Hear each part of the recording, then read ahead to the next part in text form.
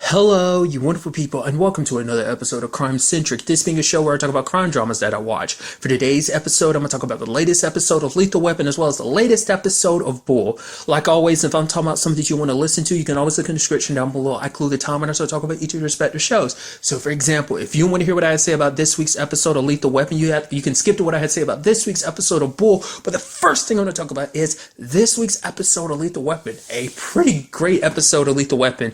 The story didn't go the way I thought it would, because obviously it started off with some robbers, and it ended up escalating into this whole thing of like, oh, these guys are hired from the dark web, and then like it turns out there were like other people kind of connected to this whole thing. Like ultimately it comes down to this dude named Herb who was at the store when it was being robbed, and his wife Allie. At first it seems like Herb is hiring people to kill Allie, which I love that whole situation of like Riggs is trying to grab her and it's like, whoa, whoa, whoa. And it's like, oh, it's just some douchebag kid pointing a laser pointer. And it's like, why are you doing that? Just randomly pointing that out at the window like that. It's kind of a douchey, but whatever. It's like, hey, you're a kid. Why am I being so harsh on you? But then like Roger sees the bomb underneath. He grabs it and throws it into a dumpster and it explodes. I was like, dude, he's like, was someone recording? I was like, even I have to admit, that was pretty cool. Just like, that's kind of a badass move, just grabbing it and throwing it like that. But nevertheless, what I was talking about, the fact is that this storyline took me by surprise, because it's like, oh, it's not actually Herb that's trying to kill his wife. There's a whole insurance policy behind her and everything. But then it turns out she was actually the one behind everything. Like, she was actually trying to kill her husband. She just faked the whole thing.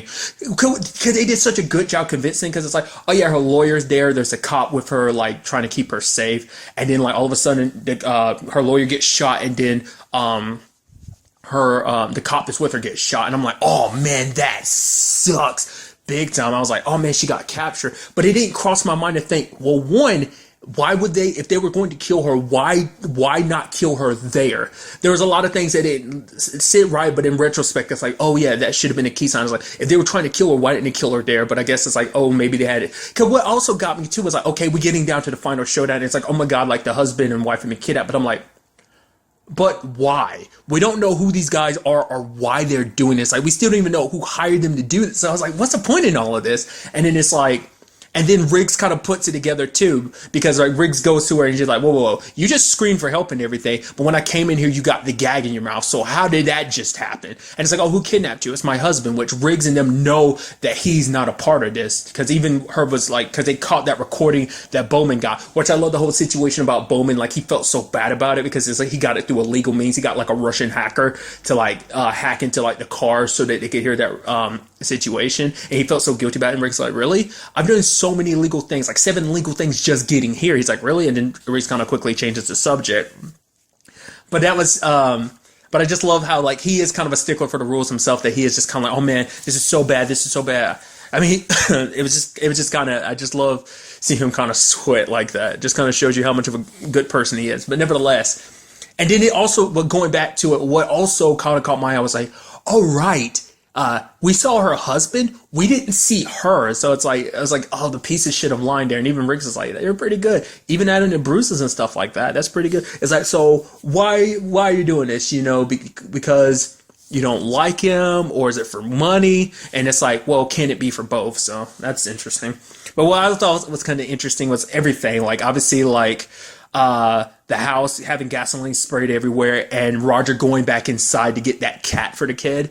And then that guy he thought was dead lighting that lighter. I was like, that's such a dick move. You're just trying to take him out at the last second. But Roger grabs the cat, runs, the explosion's right behind him, and jumps through the window. And he's going to the kid. He's like, did you record that? Tell me you recorded that. That was awesome. And then at the same time, you had Riggs, like Allie is shooting at him, bam, bam, bam, bam. And then like you have Riggs just calmly walking, and then he lines up the shot with the gun, one single shot, bam, takes her down. And I was like, that's pretty impressive. I mean, that's just about the overarching story. Some of my other favorite moments was that part in the episode where it's like, oh yeah, like Roger doesn't know what the dark web is, and Avery's like, oh yeah, well the dark web is this, and they're like, how do you know that? He's like, oh, it's kind of an age thing. It's like, what? You're 6 years younger than me, and then he's like, well, I mean, it just is.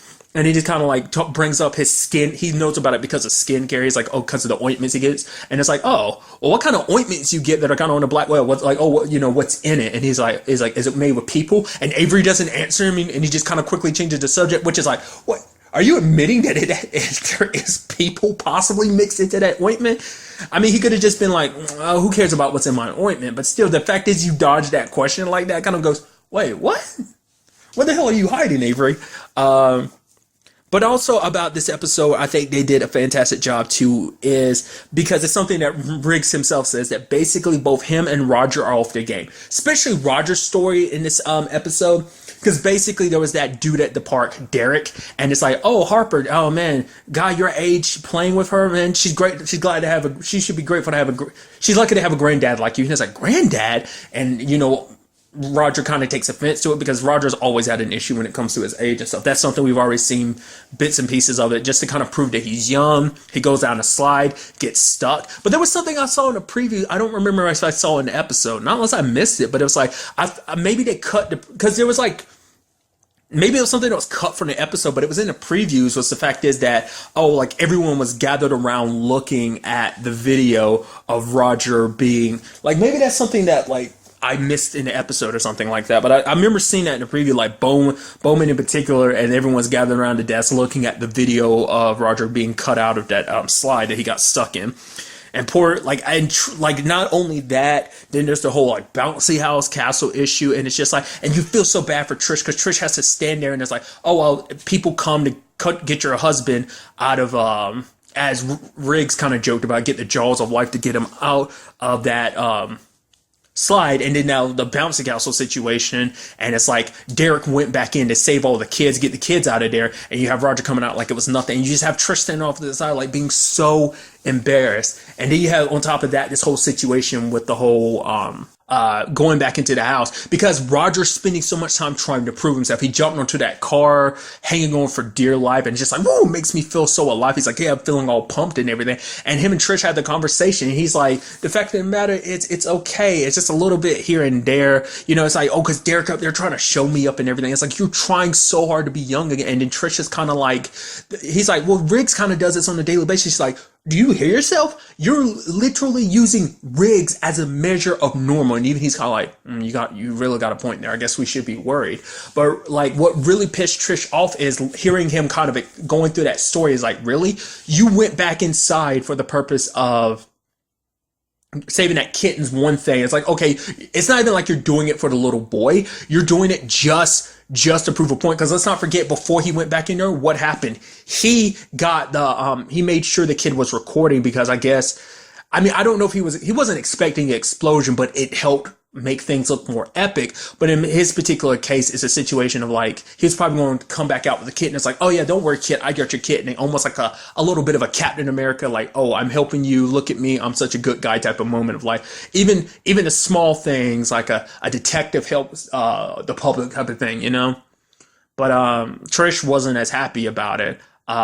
Because for her, it's just like you were literally putting yourself in danger for nothing. But for Roger, it's like you don't understand. The fact of the matter is I feel young again. But for Trish, it's like I literally got scared finding out you're in the hospital because the last time I got a call like that was when you had your heart attack. And it's like, I can't do that again, which Roger's not thinking about that. He's just like, baby, you don't know what that means to me. It's like, so, she's like, I understand the fact that you're scared of, getting old. Nobody likes getting old, but it's kind of, he's kind of having a midlife crisis at this point in time. And he just wants to be like, oh, no, I'm on top of it. It makes me feel good. It makes me feel on top of it, which is so interesting considering he's the one that's always got like the reservations about anything that Riggs does. It's like, no.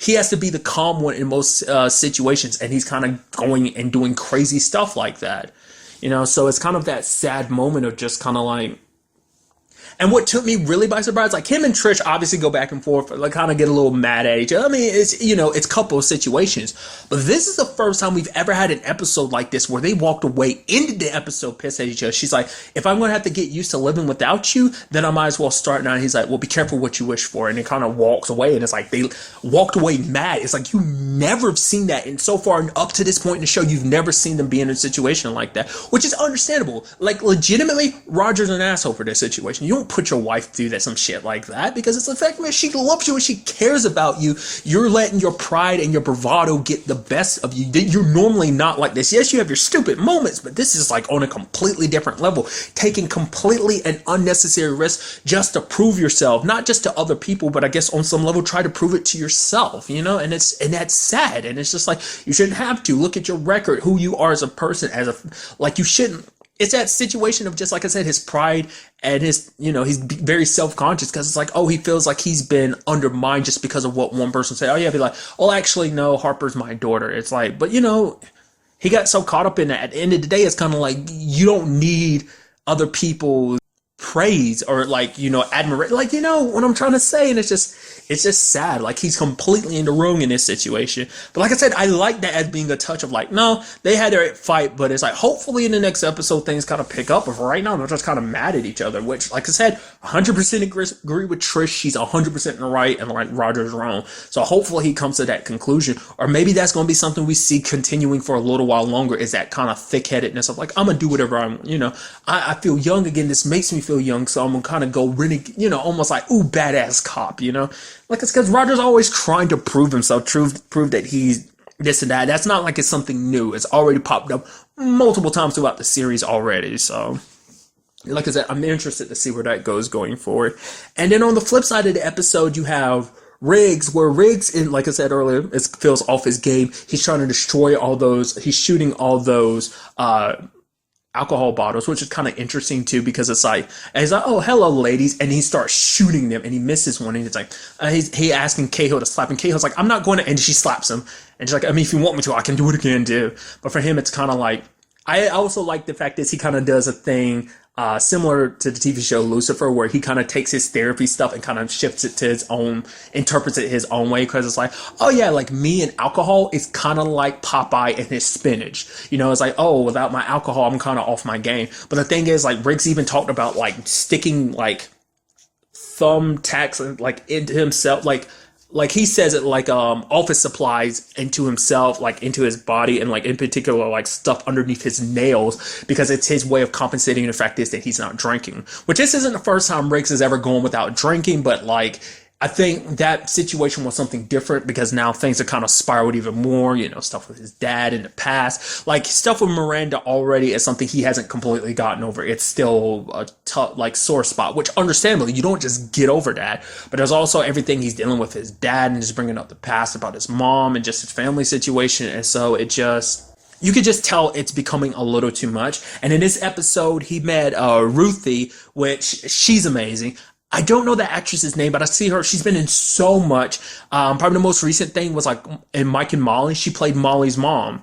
Had her badass moment where she shot one of the robbers at the beginning, because one of the cops was cowering. I thought like the story was going to be like, oh, he's going to try and take credit for it. I was like, oh, maybe she's like a retired cop or something. It's like, no, she's kind of like a Riggs type of situation, where she's kind of got like a very carefree life, kind of a bit of crazy, but she shot the robber and he's backing out with the bullet wound and then ends up getting hit by a truck. I was like, ugh. And even she's like, wow, ugh.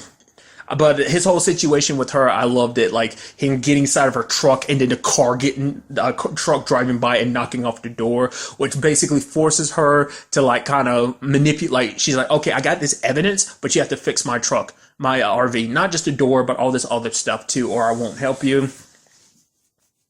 But what I appreciate about her being into the story, because immediately when they introduced her, I'm like, oh, she's very Riggs. Like, I'm sure drunk Riggs with a lot of alcohol in the system might kind of get along with her. They kind of seemed a little similar in that regard. Just Ruthie was kind of like her own person. She got like a stay in a hotel room until she got kicked out for skinny dipping and stuff like that. But she ends up kind of making Riggs feel so bad for her. He's like, fine, you can come back to my place. But the fact is, she is very good at understanding people, and she nails Riggs. She's like, the way you're darting your eyes back and forth to that mini bar, you must be just coming off like, going sober. It's like, how long it's been? 10 days. She's like, the fact of the matter is, you have your little systems and it works until they don't. She even talks to him about it later on. Like, everything you're doing, she's like, I'm not trying to judge you. She's like, this is coming from me. I've been in your situation. The fact of the matter is, it's like you're feeling some pain on the inside, and you have outward ways of dealing with it. You make yourself feel physical pain, so it doesn't, to kind of compensate for the pain you're feeling on the inside. But she's like, the fact is that, yeah, it works for a time, but eventually that pain will become too much and there is no getting rid of it. And it's something she ends up telling Riggs later on. It's like, because Riggs is like, okay, like he's always saying like, oh, I'm cured, I'm fine. And she's like, you're not fine. The fact of the matter is you have to let things go. He's like, I have. And it's like, you haven't. Until you do, you're always going to be, drowning in all of this. Like I said, it's the Miranda stuff and stuff like everything he's going through recently.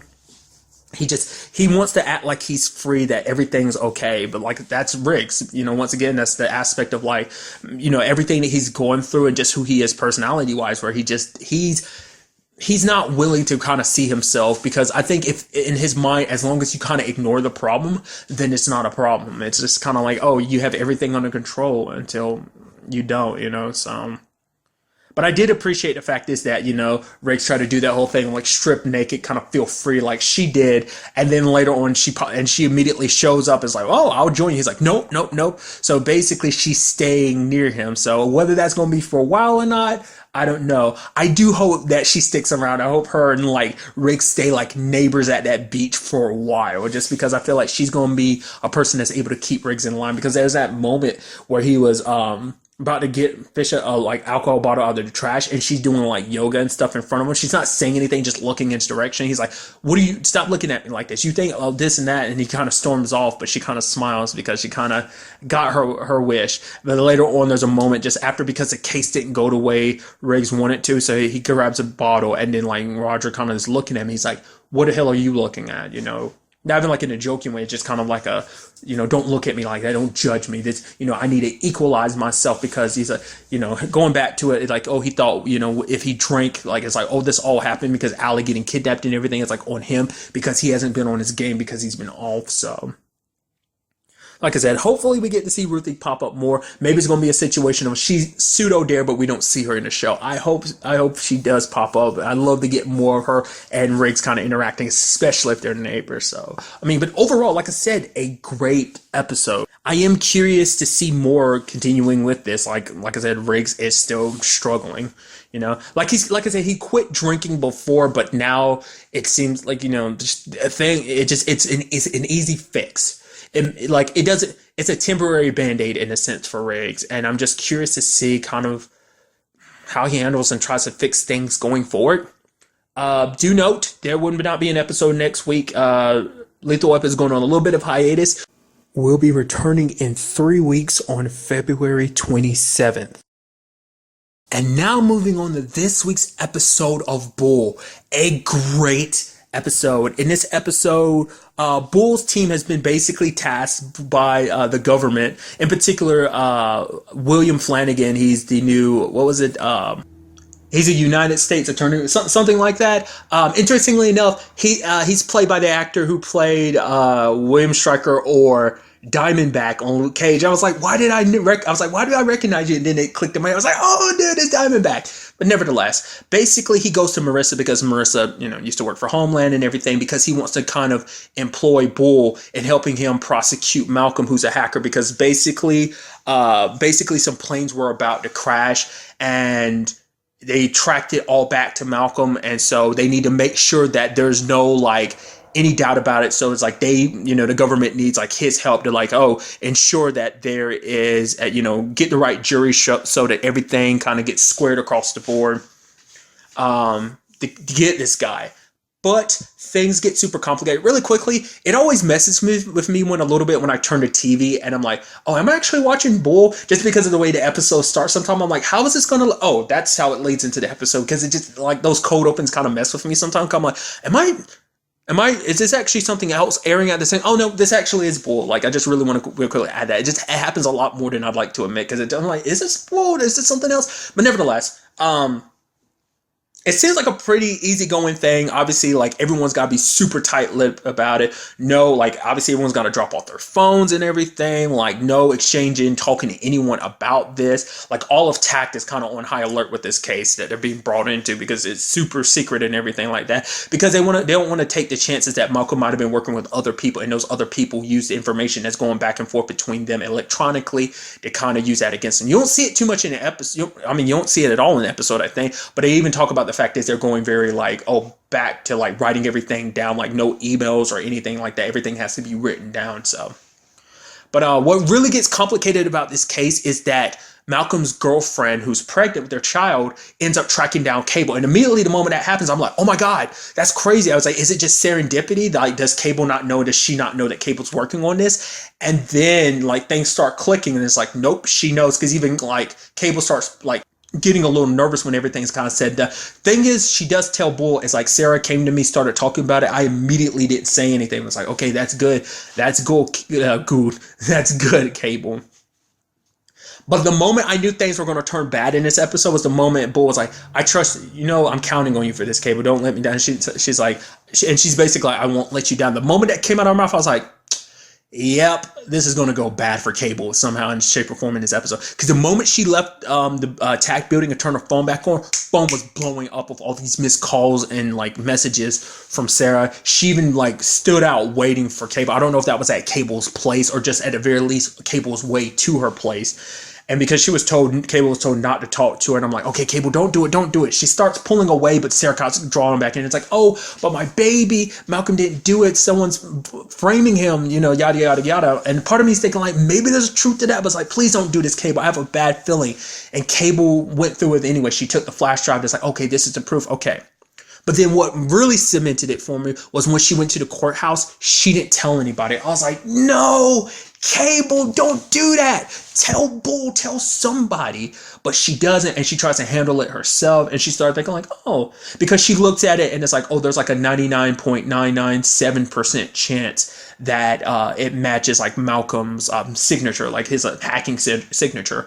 But she was like, oh, that's not good enough, which I think that's pretty good enough, but that's still like a 0.003% chance, which is like, that's, you know, if someone's good enough, they could still frame him. So there's that mindset. Plus Sarah is her old roommate. So that kind of adds, you know, it's like they do what they do to help people. So in her mind, it's like, well, I'm helping out a friend who's in danger. I got to, you know, prove, you know, Malcolm's innocence. Turns out to be a virus, and it ends up kind of wiping the FBI's like servers. So all the evidence they had on Malcolm is gone, which super sucks. Because immediately my brain goes, I wish you had told Bull. Like, why didn't you tell anyone, Cable? Like, I guess for her, it's just kind of like, well, she figures she could just check it with no problem. At the very least, like, I don't know. You could have done something differently. Maybe you could have secretly, I mean, I'm sure she wouldn't have been able to do it, but I think it would have still been a better option was to secretly download the key from like the signature and whatever from the FBI computer and server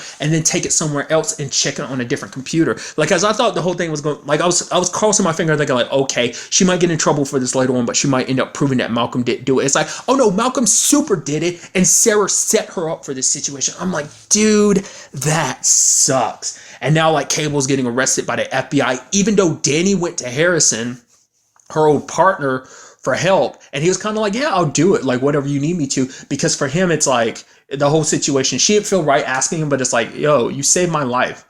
Because she's like, you know, you saved my life. In which he's like, Danny, the fact of the matter is I didn't see the bullet coming. So it's just kind of like in his mind, it's like, it's just dumb luck. The bullet ended up hitting me. If I had known, I would have ran away. But the fact of the matter is I didn't just take the bullet for you. I didn't know it was coming. So don't kind of believe all this hype about me being a hero. Like, whatever the case may be, hey, I got your back. Need me to do something, do it. So she was asking, probably, we don't know exactly what she asked him, but whatever it was, Harrison didn't do it. He's like, I can't keep saving your life. And it's like, you literally just had a conversation about how the fact that you didn't save her life, that almost like it was dumb luck, but you reported this whole situation because the whole thing was like to try and talk to Harrison and kind of get the FBI, because they were trying to make it seem like, so the FBI doesn't know that Cable did it. At the very least, make it seem like probably like some other hacker did it, like point someone else to it.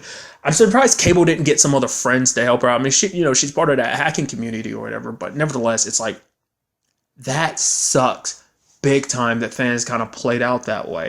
But ultimately, we do like find out some information because one thing Bull kept constantly asking is like, why did Malcolm do what he did? And it's like, because it's connected to this something that Cable found in like the code, and it's like, oh, Janet. And it turns out that Janet is basically like an Air Force plane that basically transports, I was about to say teleport, transports very high-ranking military officials from where to where, who knows? But that's what Malcolm was secretly doing, like the whole like messing with the air control like system so they couldn't like operate the planes, almost making planes crash.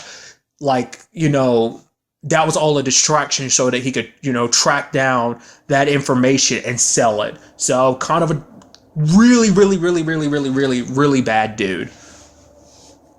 And it turns out Sarah is actually a part of that because she did all that. Because part of me was thinking like, okay, so maybe at the very least, Sarah was hoping to get rid of any of that. Maybe I was like, okay, maybe you can spin it to make it go, okay, Sarah did what she did because like, all this evidence is mounting against him. So she just wanted to do whatever she could to help her, the man that she loves. And there's another side of me that's kind of like, maybe she's not the one who did it. Maybe, I mean, not even that. Like, it's just, there was something else that was crossing my mind about a possibility, what it could have been, but I don't remember what it was. But then again, it's like in retrospect with her situation too, it's like, if she wanted help, why not go to Bull directly? Why go to Cable? Why try to manipulate her? Because she's like, oh, I tried to give this to defense and stuff like that. It's like, if you were going to give that to defense, there's no way in hell they would turn that down in retrospect. Because I'm like, that's a little too suspicious that you're kind of like, oh yeah, the defense turned it down. Like, they would take anything they can to try and get Malcolm off of these charges or whatever, so that there's no way. So that was super suspicious too. But it's just like Cable, like I said, Cable was just a very trusting person, especially because it's someone that she knows. She's like, okay,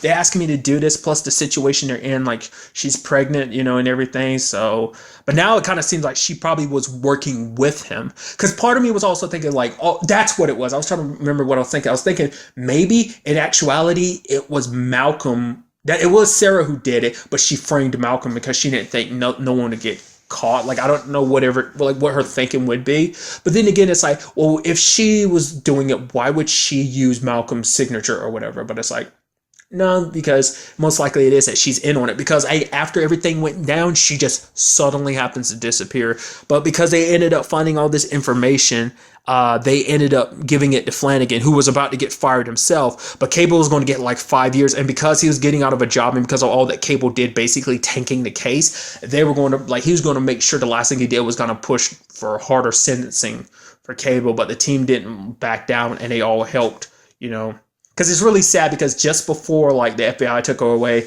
Cable got a note from Danny saying like everything's going to be fine. He even had Chuck trying to make things lighthearted because there was like tense air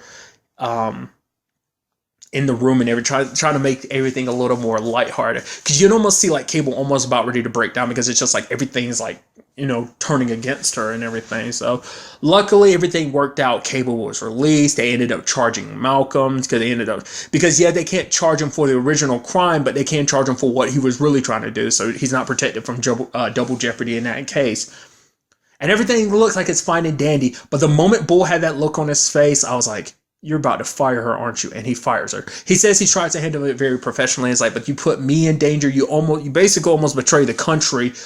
You committed a crime, everything, doing what you did, which Cable kind of like super freaks out. And she's just kind of like, let me get out the car. And it pisses her off, which is Bull's like, great. It's like, yes, you didn't handle that well. You should have handled it with a little bit more emotion. This is one of those moments you would think, as a psychologist, you would know to kind of handle that a little more delicately, which even then he was trying his best, because even he knows, like, Cable's a very delicate person. You got to kind of have kid gloves on. Didn't really handle things the most. It's like she's already in a terrible state of mind, and it's like you couldn't just wait till, it's like, I guess he figured in his mind, it's like, I'm trying to do this the best I can, and so here I am trying to be super professional. But like I said, maybe a little bit more emotional, being more of a friend rather than a boss. But to be fair, I think more so than anything, it's like, I'm not your friend, I am your boss. So, like I said, in retrospect, Cable messed up. Once again, we never found out why she didn't go to Bull. Maybe it's a situation where she thinks like, well, they wouldn't have helped or anything.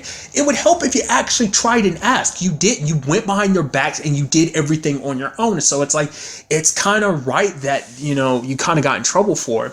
It's because you put everything in jeopardy. Like, basically, if things kind of blew up in your faces, this entire business of tact would have gone on, because the government would, like, no one would ever look at their business the same way. It's like, oh, they're the one that screwed up that job for the government. They messed up a super big, very important case, especially considering what Malcolm was going to do, sell that information to God knows who, so that puts the country in danger. So there's a lot of heaviness to that. So it's like, is Bull right to do what he did?